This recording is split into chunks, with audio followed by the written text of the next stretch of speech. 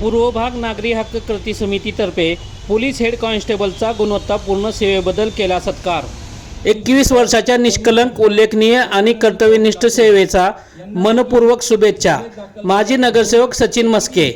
लातूर शहर पूर्व भाग नागरी हक्क कृती समितीने लातूर पोलीस दलातील लातूर स्वामी विवेकानंद चौक पोलीस ठाणे police head constable Shri Balaji Pandharinath Jadhav यांनी केलेल्या गुणवत्तापूर्ण सेवेबद्दल आज मंगळवार दिनांक 18 ऑगस्ट 2026 रोजी पूर्व भाग समिती अध्यक्ष दीपक गंगणे, पत्रकार नितीन चालक, माजी नगरसेवक सचिन मस्के, सामाजिक कार्यकर्ते नागेश कांबळे यांनी स्वामी विवेकानंद चौक पोलीस ठाण्यातील police head constable Shri Balaji Pandharinath Jadhav यांची भेट घेऊन त्यांना मिळालेल्या उत्कृष्ट सेवा पदकाचा गौरव करून त्यांना शाल व पुष्पगुच्छ देऊन त्यांचा सत्कार करण्यात आला।